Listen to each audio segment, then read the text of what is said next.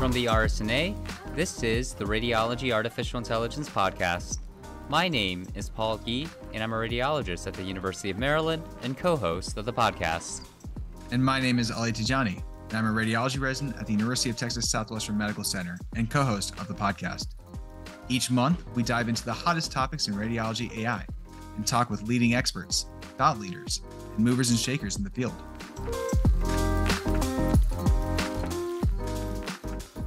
Welcome back to the Radiology Artificial Intelligence Podcast. Today, we're joined by Dr. Christian Bluethgen to learn more about what it's like to serve as a reviewer for papers involving large language models. We've seen quite a few large language models in literature, and this domain is evolving quite rapidly. And reviewing a paper on large language models may not always be as straightforward as it seems. Christian Bluethgen, MD, MSc, is currently an attending radiologist and clinician scientist at the Institute for Diagnostic and Interventional Radiology at the University Hospital Zurich and the University of Zurich, Switzerland. He was previously a visiting postdoctoral researcher at the Stanford Center for Artificial Intelligence in Medicine and Imaging. His research focuses on thoracic imaging and the design and application of multimodal deep learning models for radiological applications. Welcome, everyone, to this special episode of the Radiology Artificial Intelligence Podcast, where we get to sit down with the authors of our wonderful articles in the journal to learn more about their perspective and what's going through their mind as they write their articles and their editorials. So today I'm joined by Dr. Christian Bluethgen. Christian, great to have you. Well, hi, thanks for having me, and good job on pronouncing my name correctly. That's not something that I get very often. Oh my gosh, I was about to ask you if I could. Thank you for having me. No, that worked perfectly. I'll take it. That's my win for the day today. Well, so Christian, it's great to have you. We've had some great conversations offline about large language models and how we're seeing this new wave, right, of AI research that incorporates large language models in some capacity. So you're one of our reviewers for the journal as well. What's your experience been like in this space, seeing more large language model content? Are we ready? Are we approaching this topic with the right lens, with the right perspective? What's your thought on this topic? Yeah, so from my perspective as a reviewer, I think the most outstanding quality that I see right now is that it's a very, very fast-paced space. And we have several publications coming out each day, and usually one or two new models coming out every week or two. And this makes it really a tough job to keep up with the field. So I usually have to block out some time for doing a lot of reading and updating myself in order to be able to judge these publications adequately. Fortunately, I currently do have some research time on my hands, and often these projects also align well with what I'm doing in my own projects. So I'm fortunate in that sense, but it is basically tough to keep up from a reviewer's perspective. What I see when I do these reviews, there are obviously some very good and high quality manuscripts, and there are some manuscripts that can definitely be improved. And I think one of the main challenges for that caused this observation is from a certain lack of standardization that we have.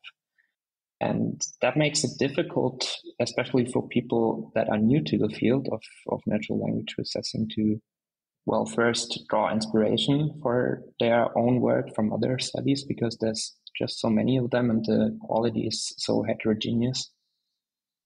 And on the other hand, it also leaves the reviewers like myself that may or may not be as familiar with the certain intricacies that LLMs have, a bit lost in the way that they don't have clear quality criteria that they can use to evaluate these manuscripts. And this is also reflected when I see these manuscripts land on my desk. So I think there is a lot of stuff that we can talk about in this discussion when it comes to what the best practices are, not just for the use of LLMs, but also for documenting your scientific projects that involve LLMs in one way or the other.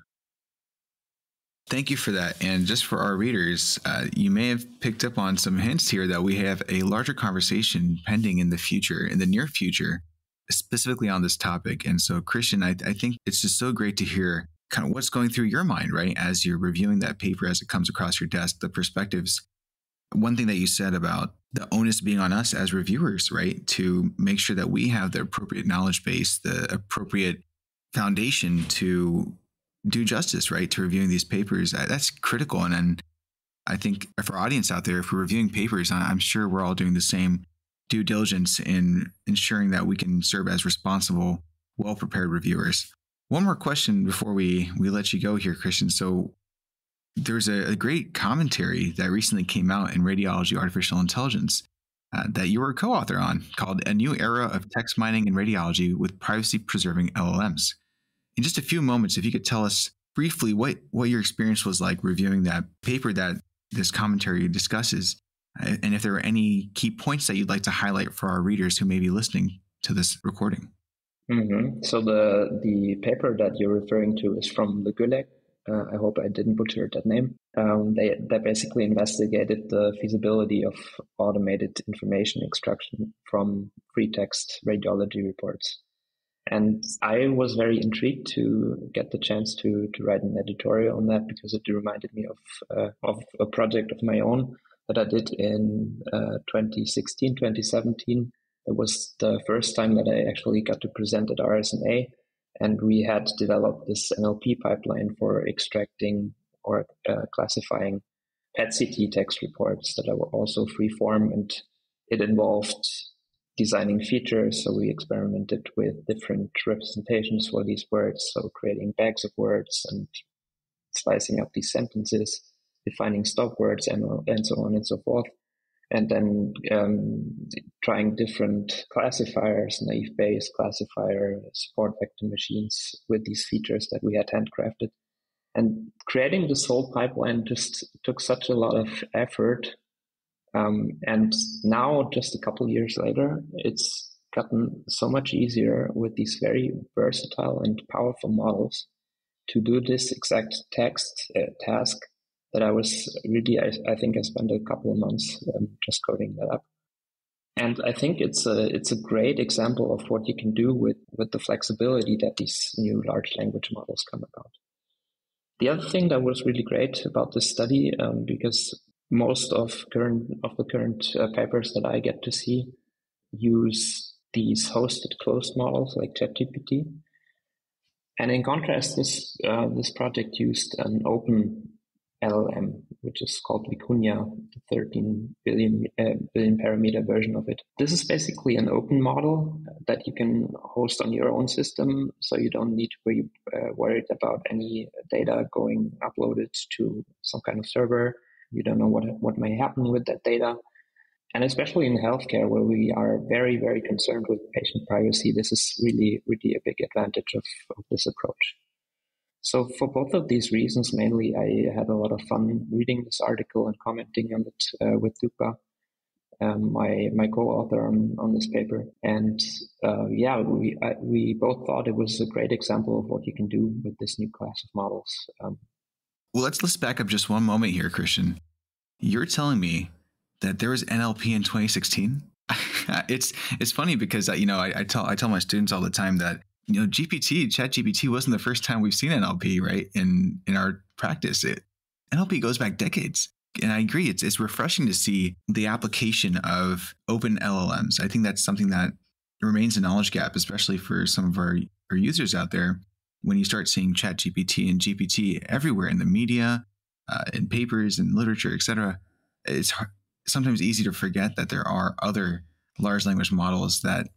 And, maybe there's a question, right? Do we need GPT for every imaging task? Is there a role for BERT, right? These other large language models that we were working with before, 2021 or 2022?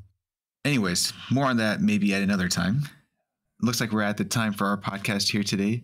Christian, I just want to say thank you for your time. It was a wonderful short conversation we had here. We're looking forward to having you back for our larger roundtable discussion on large language models and reporting guidelines just in a couple of weeks. So we're looking forward to seeing you again. Great. Yeah. Thanks for the invitation, and always happy to chat.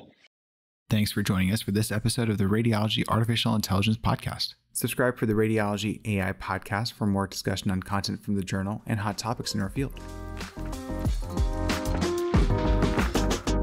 We hope that you've enjoyed this episode of the Radiology Artificial Intelligence Podcast. Shout out to Uriah Shemchison for our podcast music and to the RSNA podcast staff.